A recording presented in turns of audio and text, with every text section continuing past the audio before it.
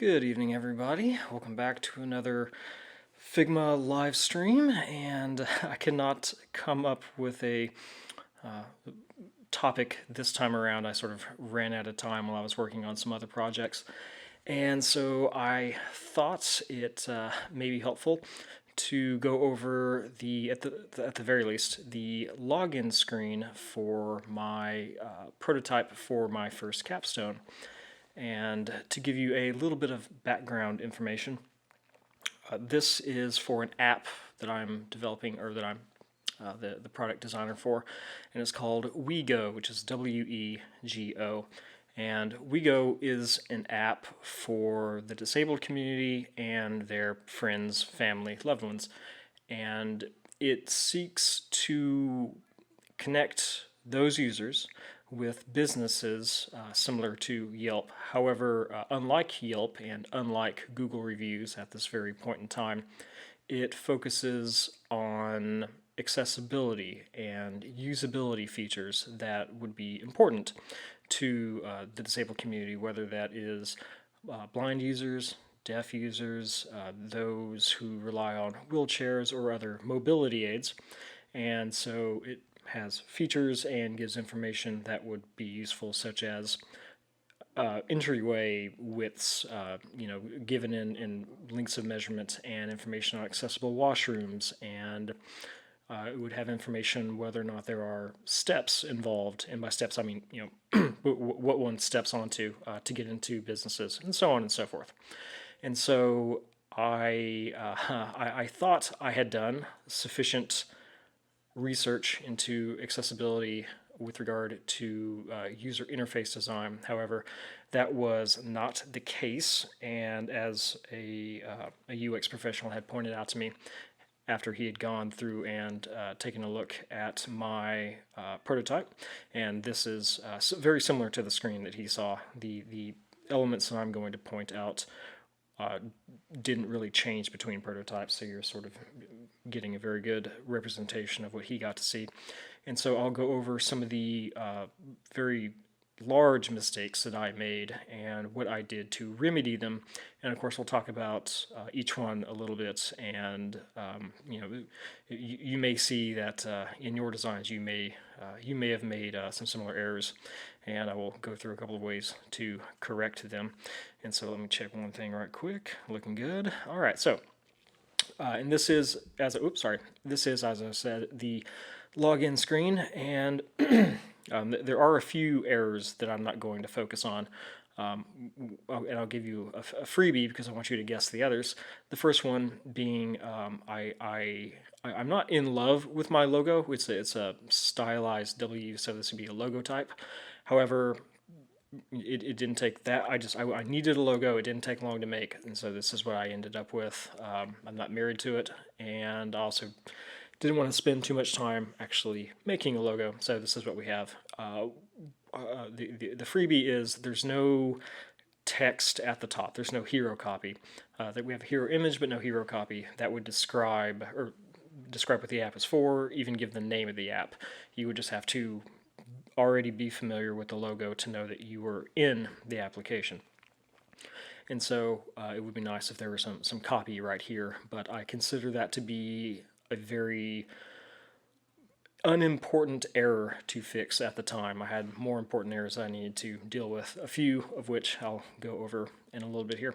And of course, there are errors on other screens as well, but those are maybe a subject for a different night. So if you go ahead and take a couple seconds and just really take everything in on this screen, I will explain at least four of the larger errors, and don't look at the layers panel on the right because the naming I gave to the groups sort of gives it away.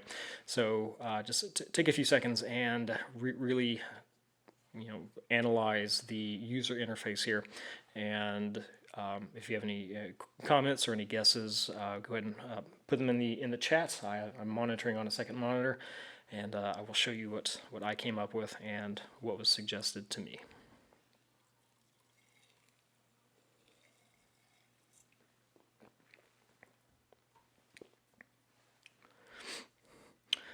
All right, hopefully that was adequate time for the more professional crowd. I'm sure you saw a lot of the errors just immediately.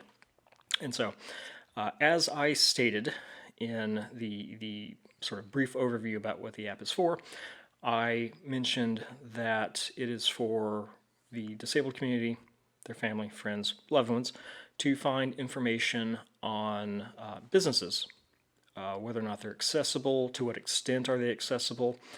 And one of the suggestions that I received over and over, or not a suggestion, it came in the form of either a concern or users expressed confusion as to what exactly the app is all about, because I gave the exact same overview of what the app is to all of my usability testers, and even on the first screen, that is this login screen here, they were a bit stumped as to what the purpose was, because there was a disconnect between what I had explained and what they were seeing.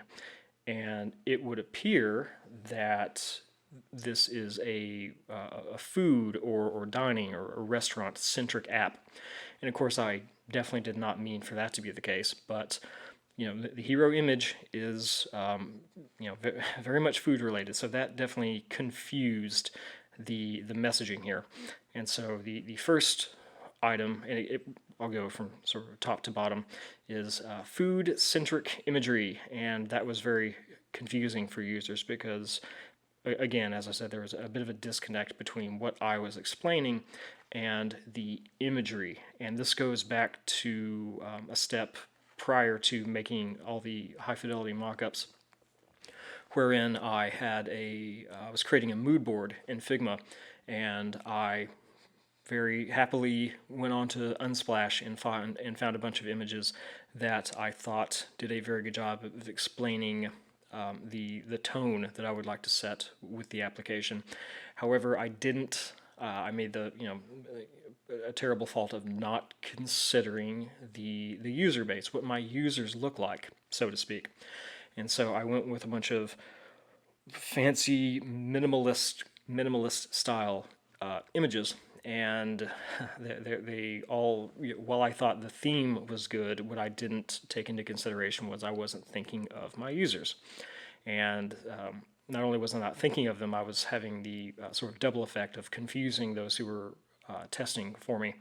And so it was pointed out on multiple pages, because almost every page had something to do with food, restaurants, something associated in that realm. And so I had to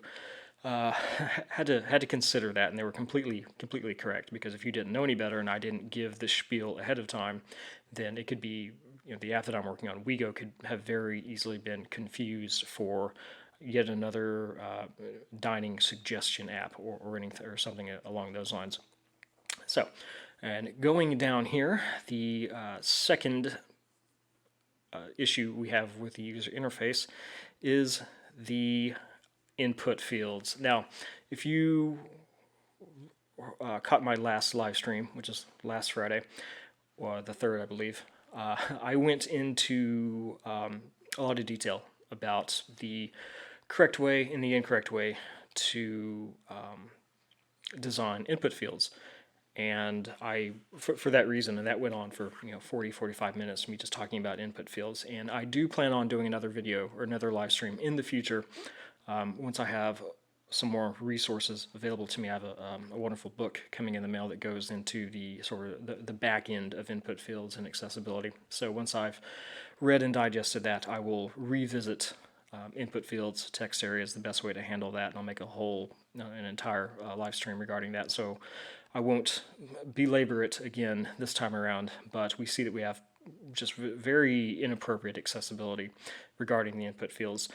And as was pointed out, the iconography is possibly misleading, and the way I've styled it here, it appears that the only method of logging in is with an email address, and so that leaves that creates a question. Is it possible to log in with a username or some other form of login credentials?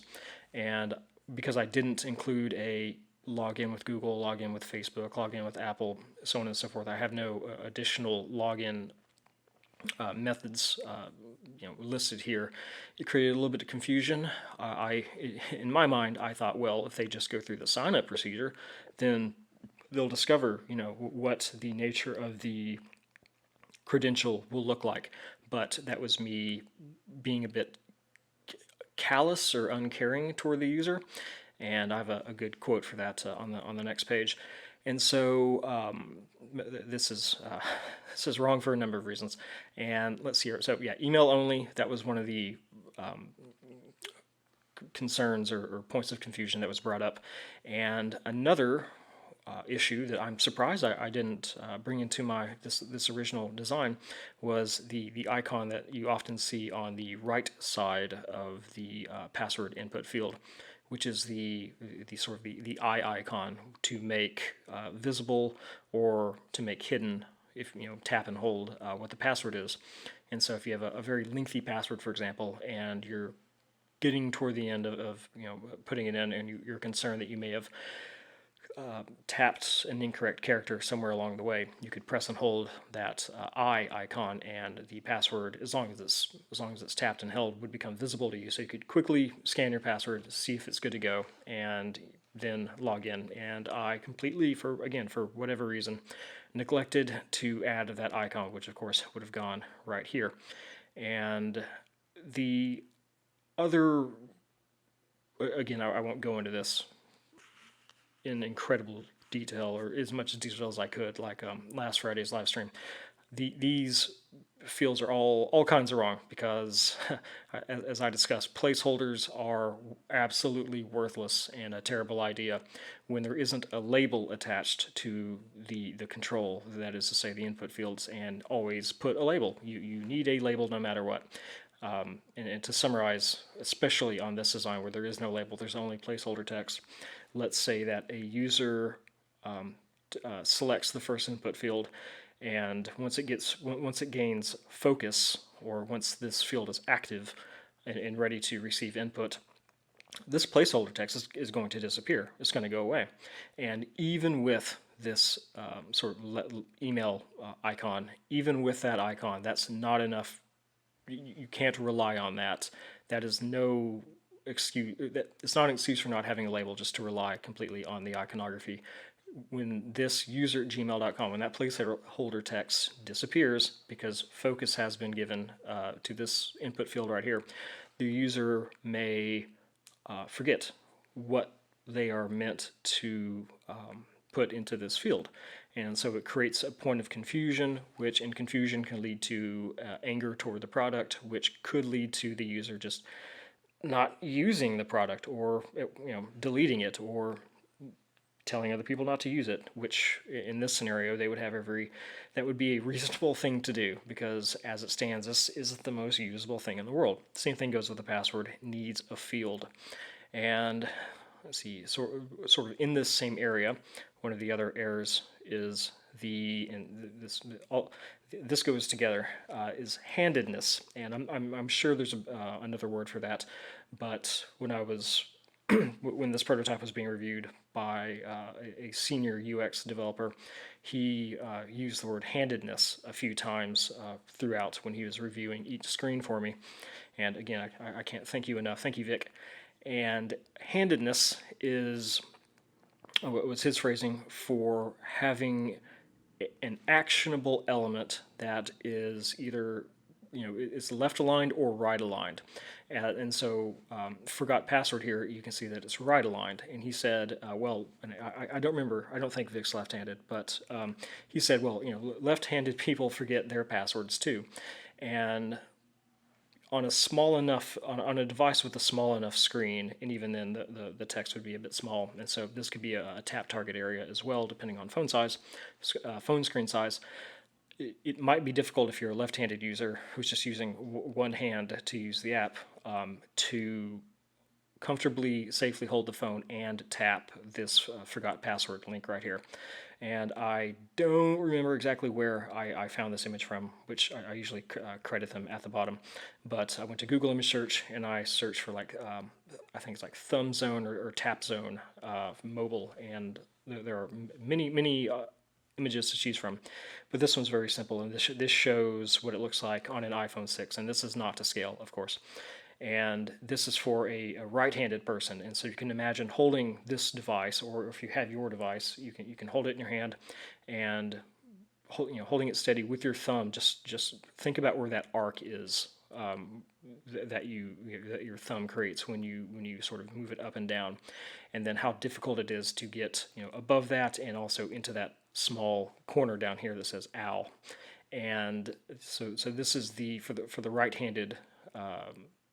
For those of us who are right-handed, this natural area is the tappable area on the screen that is easy and requires, and this is without any sort of dexterity issue. This is for, I guess, a hand that doesn't have any dexterity issues, or an individual who doesn't have any dexterity issues, or hand mobility issues for that matter.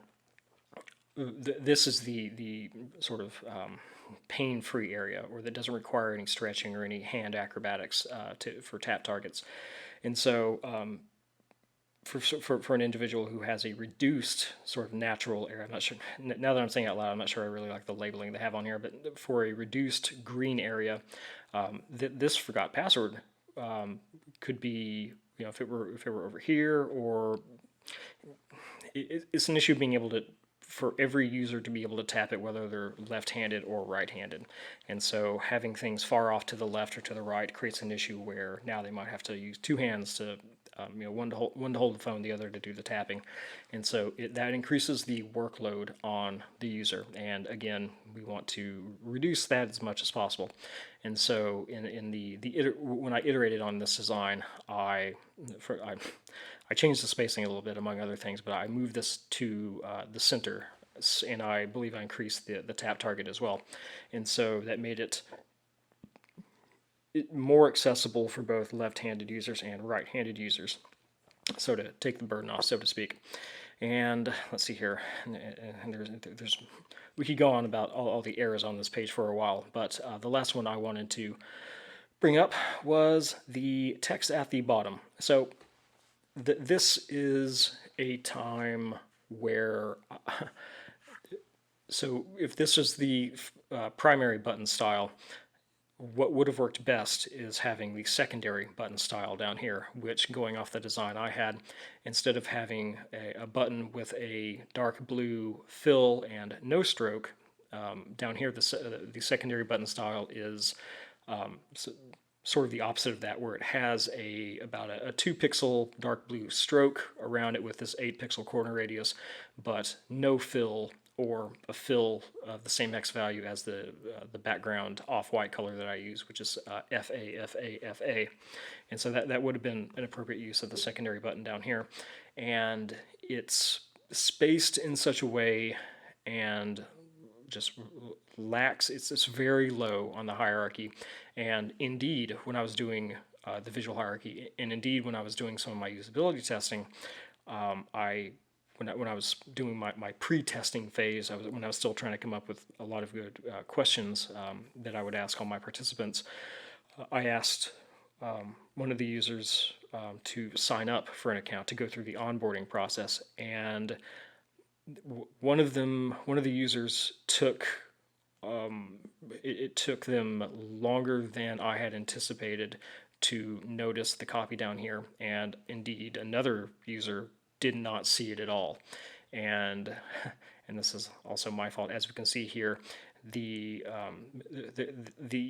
iPhone here, all the iPhone stuff, the home bar, or the home area, the status bar, I believe that's called, and the keyboard slide up or go to the home screen area down here. As we can see, it clips a little bit into this copy, which no one brought up, and I just noticed this one day, and that was rather embarrassing. But again, I feel like I've learned a decent amount since then, and I have no problem dunking on my own design. And so that's the topic for today. And so as we can see, that frame clips as it should, the copy right here.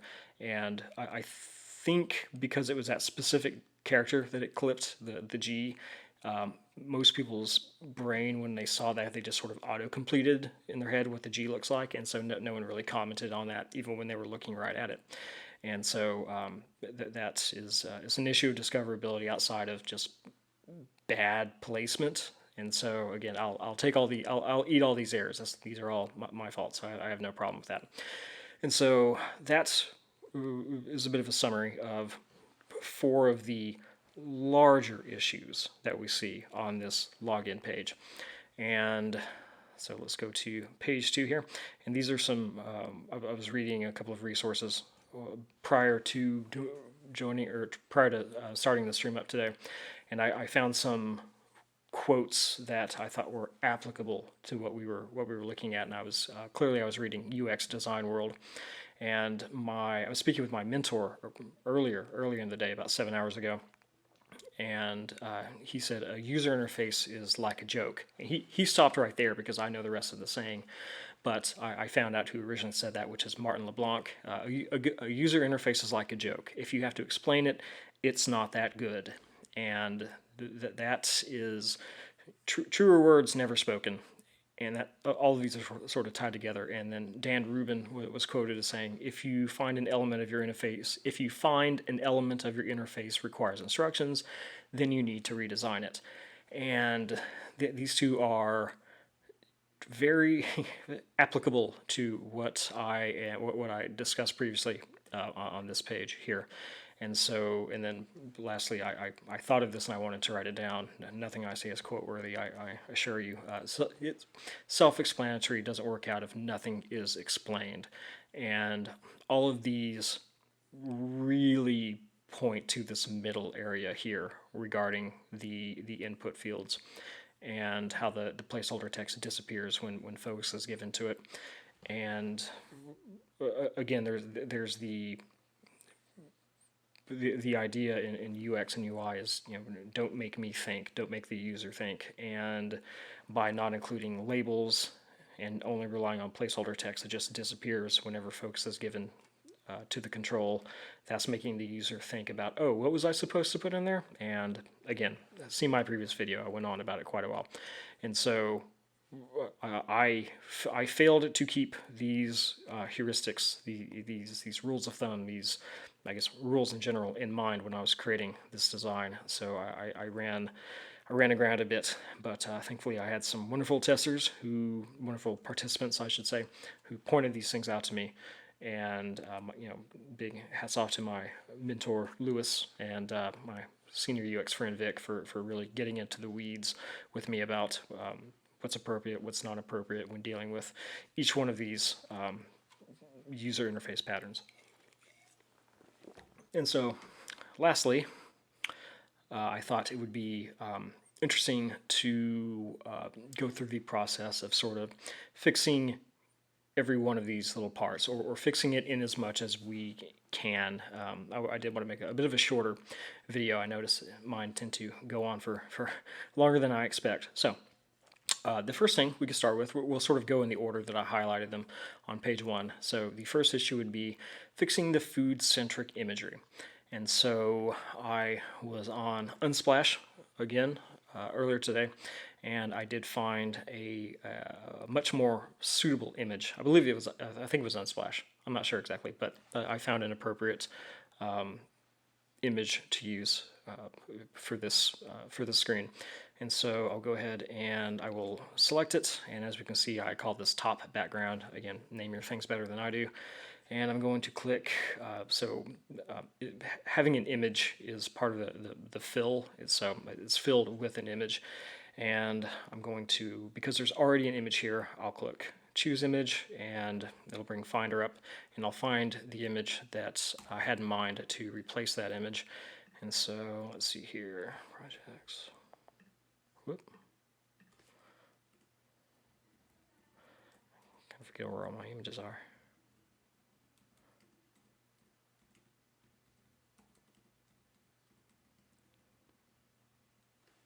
There we go.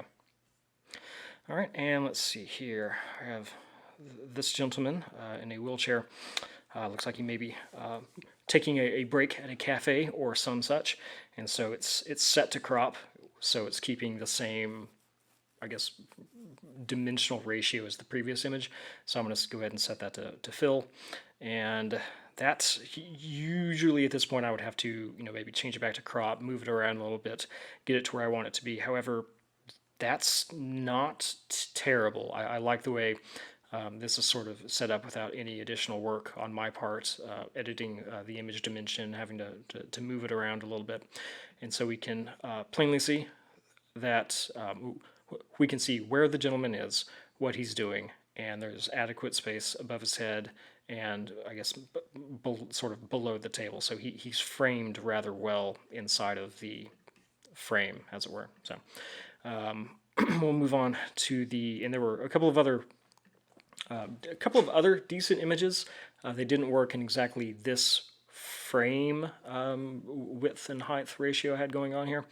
And so there's some others that I wanted to use, but more than happy to use this one. And as a side note, a side complaint, there is a marked lack of how do I say this? Professional photography, that is the kind that you would find on Unsplash, for example. There seems to be a lack of that available that features individuals, disabled individuals.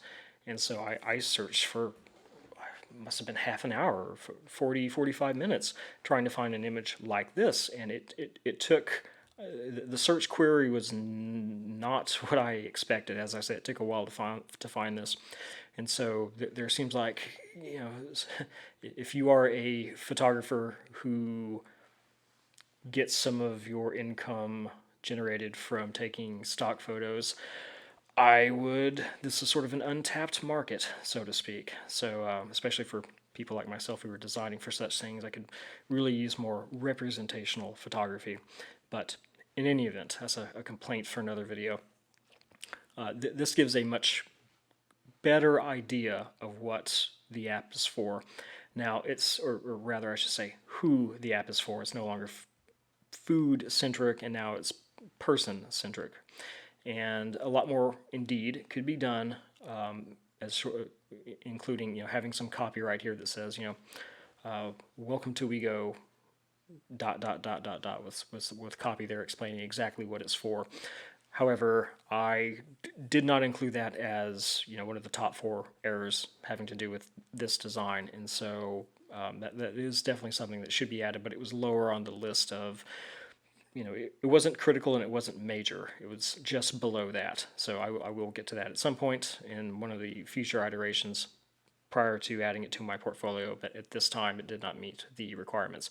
And of course, if you have a different opinion about that, then obviously let me know about that, because I would love to hear about it.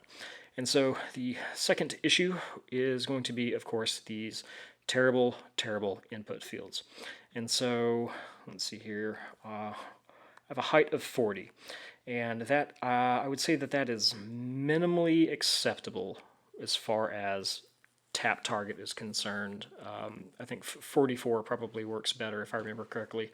Apple's human interface guidelines, I think, calls for, it's like 44 points, maybe. I don't remember exactly what it is, and I should have that memorized by now, but we can do better than 40. And so I'm going to, so typically I would have a component already set up for this. However, I'm going to just create these from scratch, just to give an illustration of how I would go about doing that. And I would start with let's see here, what are my dimensions? So we know the height is 40, but we're going to shoot for 44, width of 312. And let's see here, no, that's not the grid I want. So width of 312, so let's bring in a rectangle. I'll press the R key, click, and clicking without dragging just drops into the canvas the default rectangle, which in my Figma is 100 by 100 pixels, and the gray of D9. And so I'm going to, let's go ahead and change that to a width of 312. I like the width. We'll give it a height of 44. I'll give it a 10% larger tap target. Nothing, can't go wrong with that. And let's see here, I want to maintain some consistency among my patterns, and that's another issue as well. And so I know that the corner radius here on the login button is 8, so give our input field a corner radius of 8, and I want it on every corner, so we can just put it here rather than going into the independent corners section. And of course we're changing all these things in the design panel. And let's see here, I do want to give it a stroke, and let's see here, a stroke of, oop, not 3, but 2. And I want it to have the same color as the login button, so there we go, looking alright so far. And I do not want that fill, and I will give it the hex value, which is the same hex value as the background here in the main frame. And okay, looking alright so far. What I would like to do now is add, I do like, so I'm a bit torn on the use of the icon here. As stated earlier, having the mail icon would imply that it is like email only, as is the only email and password is the only credential pair that you could use to log in here. And so if I could find a different logo, or sorry, a different icon to use here, that would be preferable. And I'm not sure I have copied over an appropriate one. I can think of one that might work a bit better, but we'll see how it looks toward the end. And then of course I want again, until I know better, or until I read up on it a bit more, I will include some placeholder text. However, again, that's wildly insufficient and incredibly not accessible by itself, so I will add a label to this control here, to this input field. And so let's see here, we'll go ahead and do the label first, and we'll call it,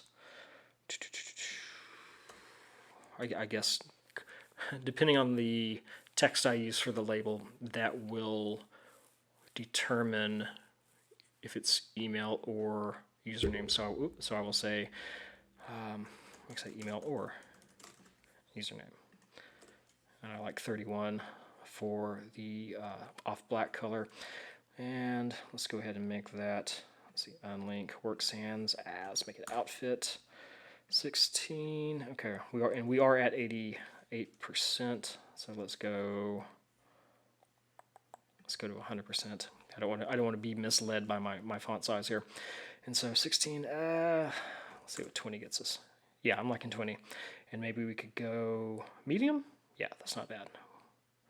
Okay, and I'm liking the spacing so far. That U does not need to be capitalized. And this, at some point I would spend some amount of time thinking what flows better, username or email or username, or email / username, or whatever the case may be. Or maybe it's just one of them. Again, I would need to do some further testing, but that is not exactly what we're here to do today. And actually, we're not going to use 31. We're just going to use that dark blue color. And let's see here. I want to bring in an icon, and I have some as part of my sort of, I guess, teams component library, the team of one, which is I. So I'll hold down Shift, tap I, that brings up the components, and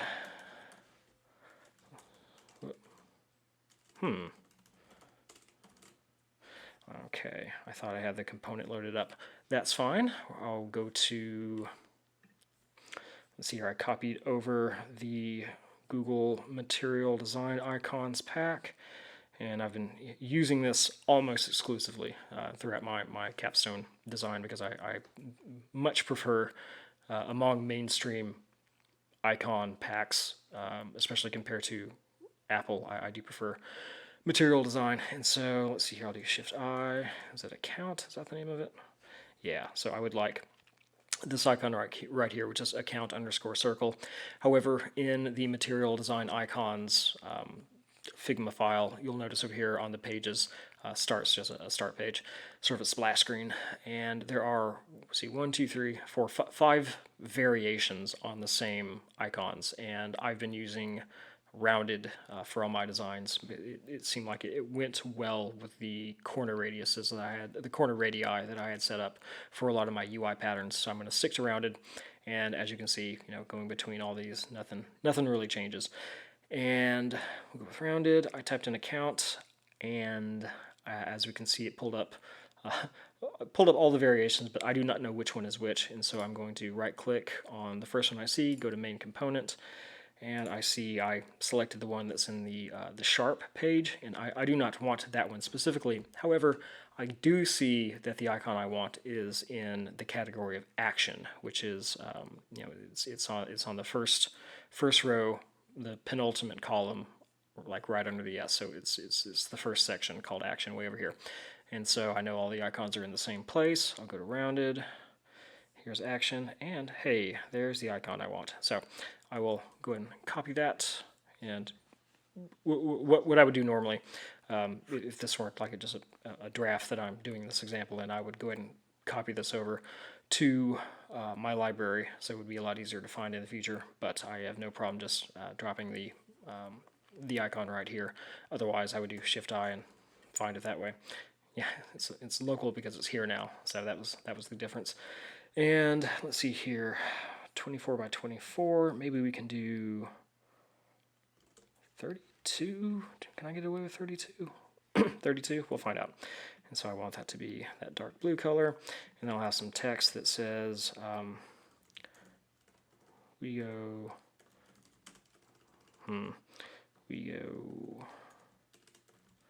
user. And so I'm going to go ahead and put that on top of there. I'll place that on top of there, and I will select, let's see here, all three of those, boop, just like that. And I will add an auto layout by clicking the auto layout option over there in the design panel here on the right, and as you can see, it created a auto layout frame. It grouped them together as a frame would, and the icon here lets me know that it is a sort of left center aligned auto layout, and that's how I want it to be, of course. And because it changed the width on me, I could move it to the center, and you won't, or for that matter, to the right, or any of these. Well, not those, but any in the middle, the left align, right align, center align, and it won't make any visible change here because of the padding. But when I move this out, as wide as I need it to be, then we will, let's see where that needs to be, 312. Now we can notice how it's sort of moving my elements around a little bit. And let's see here, 12, 6, 6. That's the right padding. I don't care about having right padding because everything's going to be left aligned anyway. And so I wonder if I want any additional space, how much space I want here. And let's see what that looks like. Okay, that's not terrible. We can go with that for now. And so I'm going to, and again at this point, probably make a component out of this so we could reuse it and make changes easier later on if we needed to. However, I'm just going to make a copy right now for the ease. And let's see, we'll call this password, and I'll just put some asterisks there. And it looks like it's not. Oh, I put them up. Is that what asterisks look like in an outfit? I didn't realize this until now, but in using the font outfit, it almost makes the asterisks look like they're upside down, or at least rotated heavily. And so if I change this to, I don't know, Helvetica, yeah, that's what I'm used to. So, that's interesting. I didn't notice that. That is odd. I think outfit became less preferable in my eyes just now because of that. I didn't notice that before because I was using a different font for my typeface throughout, but we can work with that for now. So I don't want to use this icon again, so I'm going to select Account Circle. That is the vector layer, which is under frame 2, which we're of course going to call password input, and we'll rename that username or email input. Just keep everything clean. And I'll go ahead and select the account circle layer and lock. Darn it. DAG. Okay, let's see here. All right, because my component library is not I didn't copy it over to be used for this document, so that is all right. I'll go back here, and I'm looking for the sort of the lock icon. And as fun as it is, oh, well, I just found it. Okay, I was about to say, as fun as it is to look through these hundreds of icons, it would be easier just to do Shift I, type what I think it would be in, and then find it that way. But astonishingly, I found it within a second, and so the lock icon is under action, of course, which makes sense. And so I'll go ahead and copy that one, and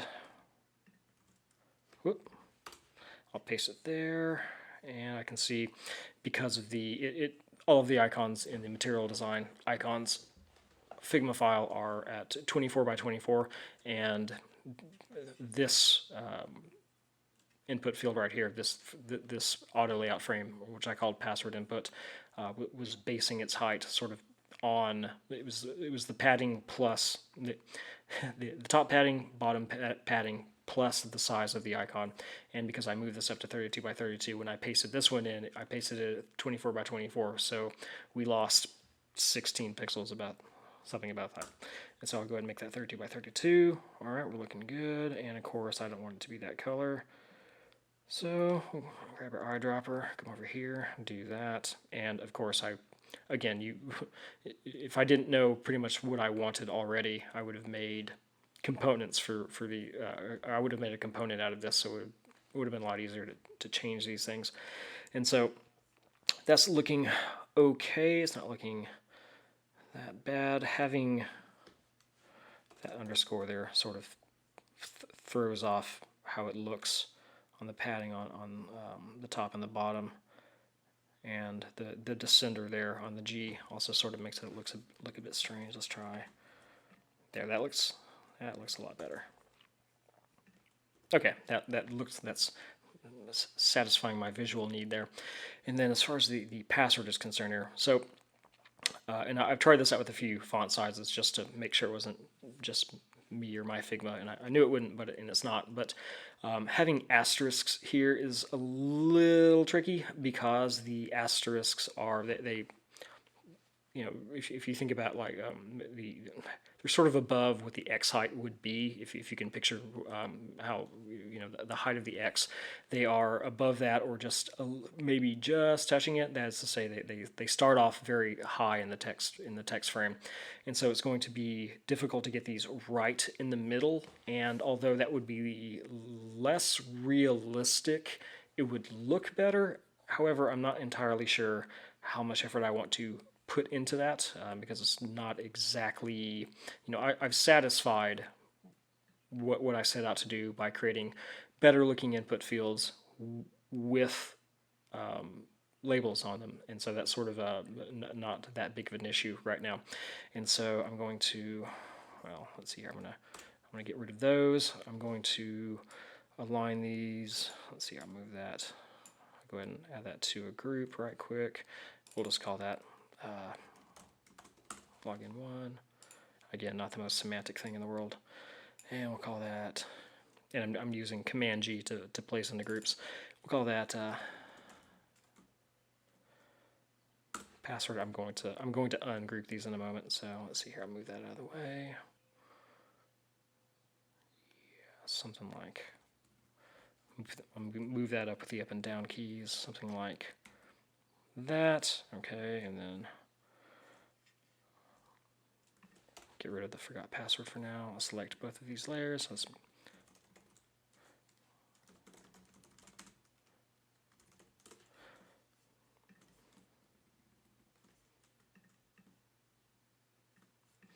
Okay, yeah, that's looking a bit better. Maybe not so much white space at the top, something like that. All right, and now I want some text. I want some copy below the password field for forgot password, and so I'll say forgot password, and we're going to stick with the same. Actually, there we go. I'm going to go with my sort of the light variant of the primary color that I have set up for this, and actually, that ain't bad, where I accidentally just sort of threw it. And so this font size is the same as the label font size, and I might want it just a little bit lower, just a little bit smaller, and so 16. That's what, 20%? And the issue with that is we have a smaller tap target now. And so while 16, again, this would depend on, what sort of display you're looking at and pixel density and all that stuff. 16 would be, I think, an acceptable font size in and of itself. That doesn't mean that we have an acceptable tap target, vertically speaking.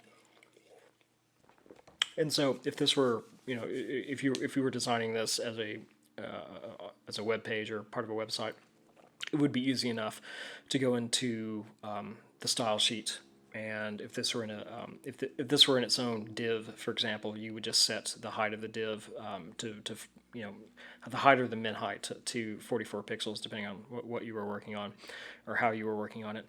However, as far as this is concerned, we could, just to make sure, for example, when we were running this as a prototype, or having this be the first screen of the prototype, we could put this in a frame, and let's see here, what is that, Command Option G, I believe? Yes. And so Command Option G will frame whatever you have selected, whatever layers you have selected, and in this case it was just forgot password, so it added it to a frame called forgot password. And I'll name it the same thing. Whoop. I cannot spell this evening. So there we go. And then I could adjust the height to be, 44, and let's go ahead and center that. It didn't go anywhere. Okay, and what do I want to do? That sort of, that puts the about 60% of the tap target down here, which it would be best to have the text right in the middle there. And so what can we do about that? I don't know, I can throw an auto layout on there and put it in the middle, and let's see here. There we go. And as I increase the padding on the top and the bottom, the vertical padding that is, we could, if you keep an eye on the height right here, which is grayed out because I can't directly edit it by clicking here on the design panel, that's the phrasing I'm looking for. By adjusting the padding, we can adjust the height, and because every unit we add here, if, going from 15 to 16 to 17 is going to add 2 to the height, because it's adding every 1 unit here. There's an additional pixel on the top and an additional pixel on the bottom. Of course, we could scrub it using that, but I want to control both of them, and so I'm looking for a tap target of 44, so that works just fine.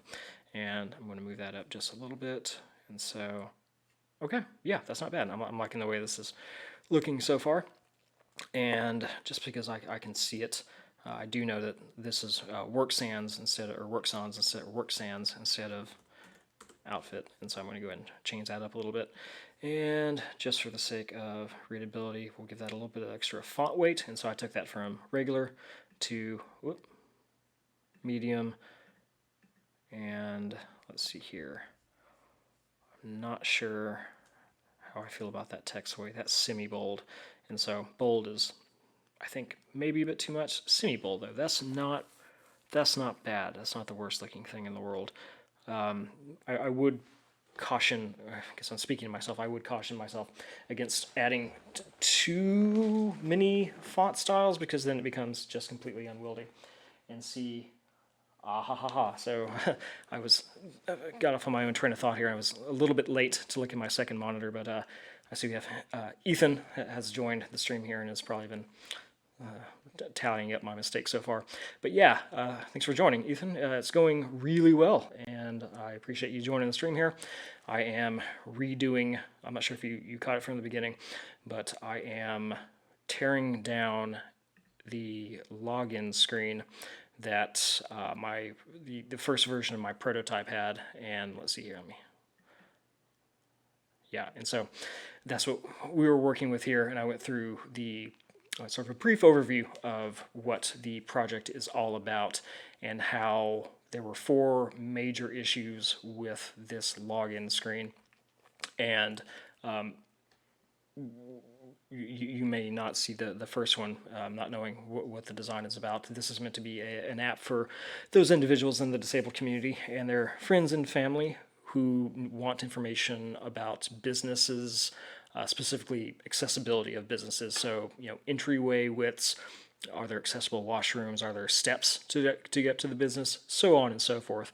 And one of the issues was the imagery did not point in that direction. Many of my users, even after they were told what they were going to be looking at, the participants for the usability testing, even after I informed them of the app's use based on the imagery, and especially starting with this first page, they were under the impression that it was for food or dining or some sort of restaurant-related activity, and so that had to go. And there was also, there we go. There was also issue of, so yeah, we had food-centric imagery here. My accessibility was very poor regarding these input fields, labels, placeholder text, big error on my part. I introduced handedness by accident by having this forgot password far to the right rather than sort of in the middle. And yeah, the login button's fine. And then there was poor discoverability. I found out by way of testing for this little bit here at the bottom, and this little image here, of course, is the heat map, so to speak, of what a right-handed user sees, or what a right-handed user, they're sort of the scope of what their thumb can get to, assuming, of course, they have no dexterity impairment or anything like that. And so went over just a little bit more in depth about how we're going to be fixing this screen and why we're going to be fixing the screen. So I found some very apropos quotes earlier today when I was reading UX Design World.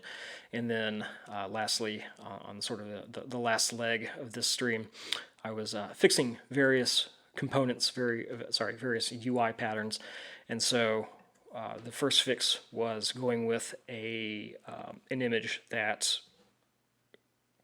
is more representational of, or is a better representative of what it's for, and also it represents what our user may look like. And ideally, in a production environment, I don't know if I can do this in Figma without a plugin, which I'm trying to avoid.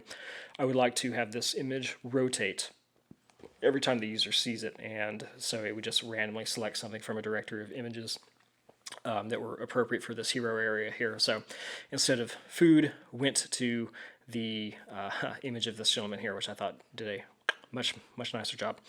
And so, and I did mention that it would be preferable, of course, to have a bit of an H1 copy, a header right here that says something along the lines of, "Welcome to WeGo," which is the app's name. "Welcome to WeGo, your source for ... and there would be some clever or witty text right here.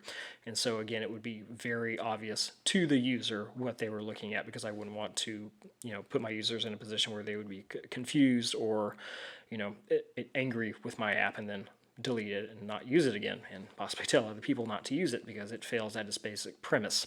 And so that is we're sort of fixing some of the more egregious errors here, and that is having text here is slightly lower than, for example, usable inputs that have labels and things of that nature.